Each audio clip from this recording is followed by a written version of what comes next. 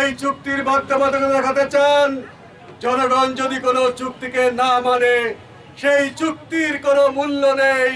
অতীতের গণঅভ্যুত্থান খুব বেশি দিন হয়নি, আমাদের দেখিয়ে দিয়েছে। আজকে মার্কিন যুক্তরাষ্ট্রে এই চুক্তির বিরুদ্ধে সেখানকার সুপ্রিম কোর্ট এই চুক্তিকে বাতিল করে দিয়েছে। প্রেসিডেন্ট ট্রাম্প নজিরবিহীন ভাবে তার কোন এক ক্ষমতা বলে এটা করেছেন। এটা মার্কিন যুক্তরাষ্ট্রের আদালত কিংবা সিনেটে এটা টিকবে না, বাতিল হয়ে যাবে। তাহলে কোন ভরসায় আমাদের সরকার কোন অদৃশ্য স্বার্থের টানাপোড়েনে এই চুক্তিকে টেনে নিয়ে যাচ্ছে? আপনার অবিলম্বে এই ডক্টর খলিলকে এখান থেকে ছাঁটাই করুন।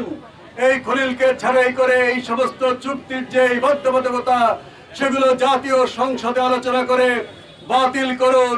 শুধুমাত্র এই চুক্তি নয়, আমাদের দেশের সাথে অনেকগুলো দেশের চুক্তি হয়েছে, সেই চুক্তির কোনোটাই আগের সরকারগুলো পার্লামেন্টে পেশ করেনি।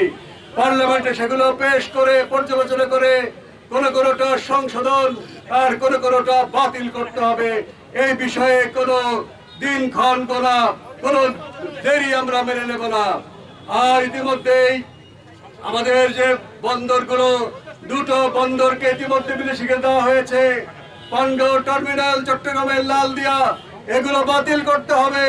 নিউ মরিং টার্মিনালকে আবারও ডিপি ওয়ার্ল্ডের কাছে নেবার জন্য এই সরকারের কোন ব্যক্তি বলছে। আমাদের লজ্জা হয়, যখন অন্তর্বর্তী সরকার ছিল এই সব বন্দর বিদেশিদের কাছে যারা দেওয়ার বিরুদ্ধে যারা কথা বলেছে, আজকে যারা সরকার গঠন করেছে তারা সাফাই গাইতে চায়।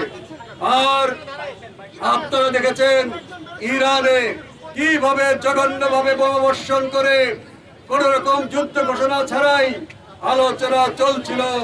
ইসরায়েল এবং মার্কিনের বিমান বাহিনী হত্যাকাণ্ড চালিয়ে ইরানের শীর্ষ নেতৃত্বকে হত্যা করেছে এবং তারা চেষ্টা করেছিল ইরানে তারা সমস্ত কিছুকে ধ্বংস করে দেবে। ইরানের সরকার জনগণের সমর্থন নিয়ে রুখে দাঁড়িয়েছে। মার্কিন যুক্তরাষ্ট্র এখন পালাই পালাই ভাব।